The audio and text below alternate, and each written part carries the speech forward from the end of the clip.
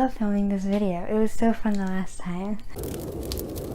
Today I'm going to be giving space to my favorite books, basically talking about all of my favorite reads from the second quarter of the year.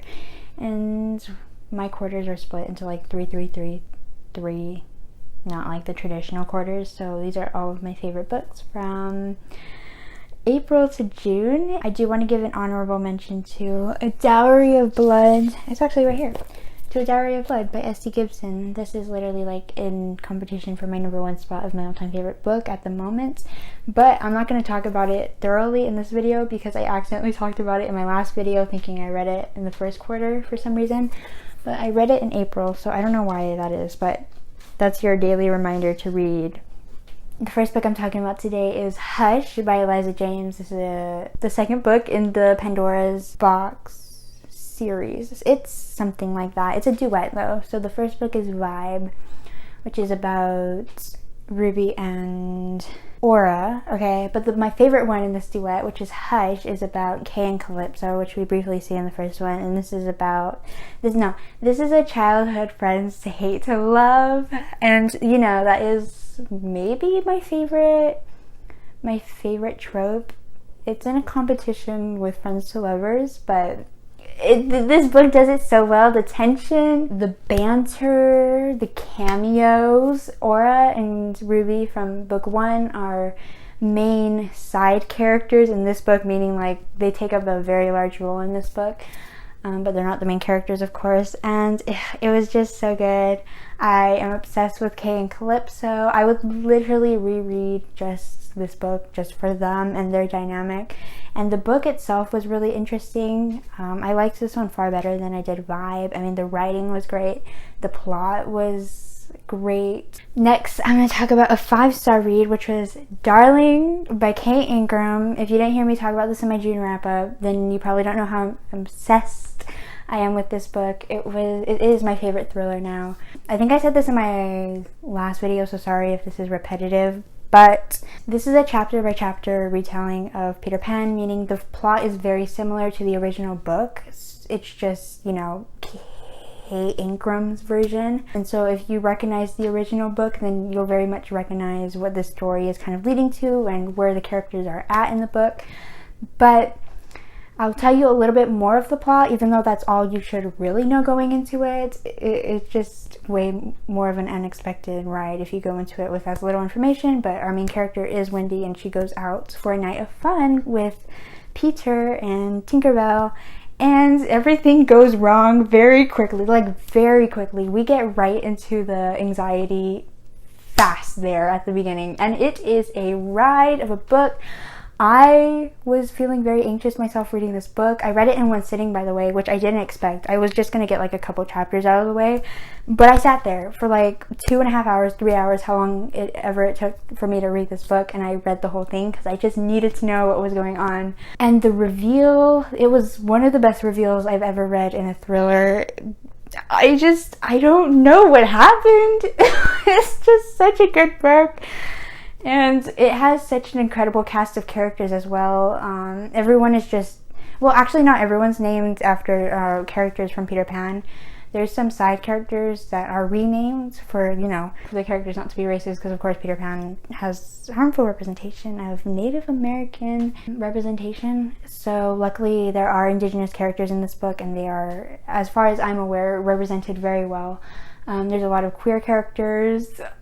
There's a little bit of romance, and it is the cutest thing ever. I literally screenshotted this one specific scene between the two characters I'm talking about because I was obsessed with that scene. It gave me life. Life, I tell you, it gave me life. Okay, next was a book that was very close to a 5-star. It was like a 4.5. You know, still have my issues with it, but it's still a favorite though, because I didn't expect to love it as much as I did, and I still think about this book a couple weeks later, or a few weeks later. I don't even know when I read this book. Definitely in June. But the next book I'm talking about is Plain Bad Heroines by Emily M. Danforth, I think. That's the author that wrote The Miseducation of Cameron Post, which is so weird to me. I saw half of that. No, I saw like the first third of that movie, and it is such a different tone from Plain Bad Heroines. But Plain Bad Heroines is a story within a story, and I'm going to get that out of the way in the description because I know that's not everyone's thing, so this book isn't going to be for everyone either, but just hear me out, okay?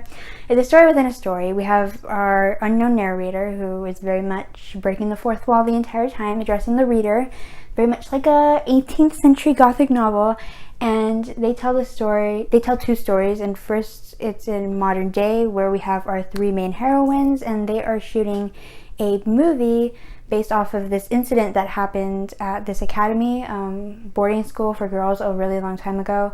And the movie is focused on the two girls that were killed in a freak accident. And so it's about them and the whole shooting process of that. And then the other story is in the past day, which begins with these two girls, of course, in this freak accident. But it's really about like what spirals from that and how it affects the headmaster and all of her acquaintances around her. Things get out of control really quickly. It's definitely a slow book, so I don't know if interesting is the right word. I definitely was intrigued myself just to see like where things were going. You definitely have to care about the characters to actually like want to read this book, because it is more character centered than it is plot centered, at least in the modern day setting. It is a multi-perspective book, third person narrator, right? We kind of follow like everybody, so if you don't care about the characters, then you're not going to care about what they're doing, right?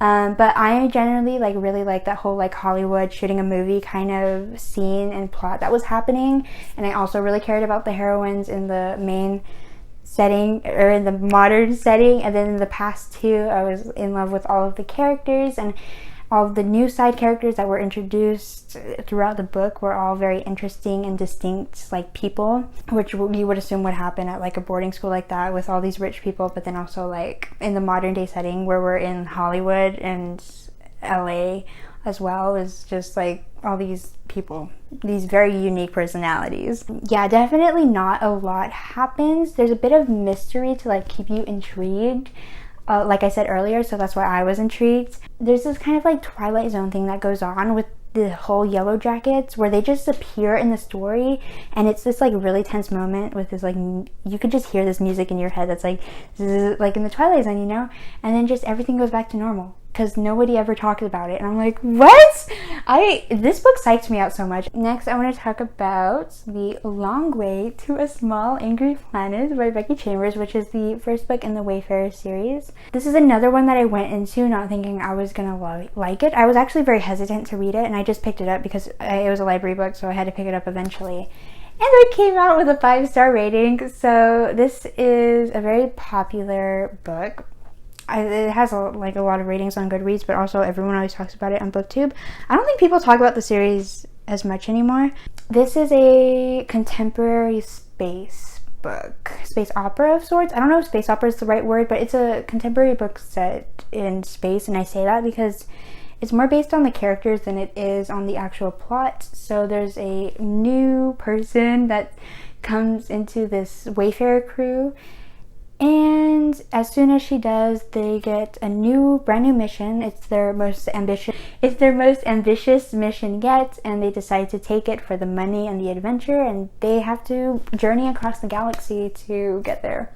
And it's kind of dangerous too, because it's in the middle of this like looming war in this place that nobody ever really goes to. I don't think I've ever read like a character heavy centric book like this ever before, and I loved it so much. I mean, for character-based books, you really have to care about all of the characters. I think I said this earlier. What book did I say this earlier? Plain Bad Heroines? Oh, I just said this, sorry. But you really have to care about the characters to actually like the book. And Becky Chambers makes you care for the characters, even for that one character who is just really annoying and grumpy. I love him though. I'm forgetting what his name is, but I'm obsessed. I'm obsessed with all of the characters in this book. It also does the whole like heavy topic discussions things. It talks about like, I think the topic of sexuality is touched in this, but mainly gender, because in this world of like humans and aliens mixing, aliens don't have that whole human perspective on gender, which I think is really cool, because I find it weird when in space operas the author writes the alien like societies to be very much like human societies. So it takes a whole new like concept of actually making alien societies independent of ideas from human societies. So there's a lot of discussions on gender and like just politics, of course, and family, and this has found family excellency, of course. And I really like the way that this book is written. It's kind of very much slice of life. So on this journey that they take, each chapter is just like this random day, this completely random day on their journey. Obviously not very random, picked specially because they experience these crazy things on these days, and through these experiences we as the reader learn about the characters and like their background and who they are currently and how they got to where they are. And it's a super interesting format, and I need every book to be written like this. I could like totally see this become a show, like little episodes of each day. It is such a good book. I also want to mention Spectre and Spectres, which is a graphic novel, a comic, I don't know.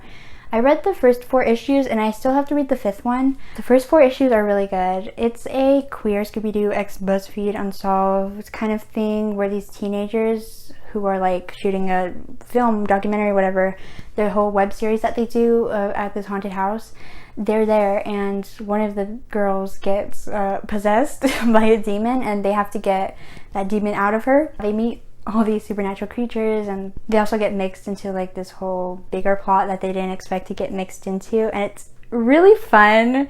I love the characters, the art style as well, and I like how each issue is kind of like a different thing. Like they're doing one thing here and then they go into this next thing and the next thing. It's like step levels in a mission, and it just feels really cool.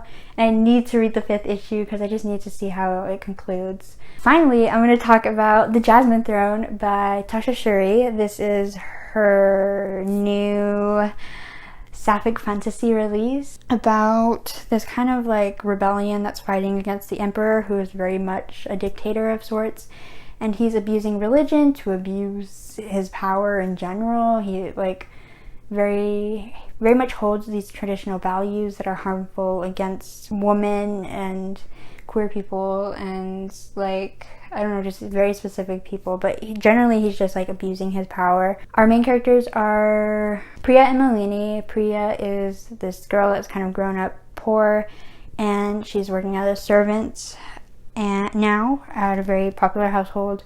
And then Malini is the emperor's sister, so she's a princess and she's been banished away to live out her life until she agrees to do something that he wants her to do. And they end up eventually meeting. It's not until like a third into the book when they actually meet. Suddenly they get mixed into all of these political plots from all these people that want them to help them. Priya for someone, Malini for someone, both of them for people. It's like this whole mess. And so the first book is very much like a build-up of us establishing what's wrong with this world and what each of the characters are meant to do, the positions they hold, and like their purpose for the story. It is multi-perspective more than just Priya and Malini, and I'm not going to try and guess how many main perspectives there are, but on top of like all of these main perspectives that we also have perspectives of convenience for like when we need to see a scene where nobody else is in. So it's just like this random character that gets like one chapter. For a while, I will admit it's kind of hard to keep up with everyone, but I will say that she definitely wrote everyone to have a very different voice. Like I very much knew who was who. It was just a matter of like keeping up with what their role was and where they stand in this rebellion versus the empire thing. A lot of people die. Okay, I was having my moment because I was very happy about people that had died in these like 2 chapters back to back. 2 people who I wanted to die died, and then the 3rd chapter after that, I was like, I was broken. I was like, okay, why would you do this to me? Because why would you make me this happy, and then why would you take this away from me? It was a lot of emotions. Okay, just know that it is slow, and Priya and Malini don't meet up until like literally a third into the book. And when they do meet up, that's when the plot itself starts to pick up. Thank you so much for watching. I really hope that you take these as recommendations, and I will see you next time. Bye.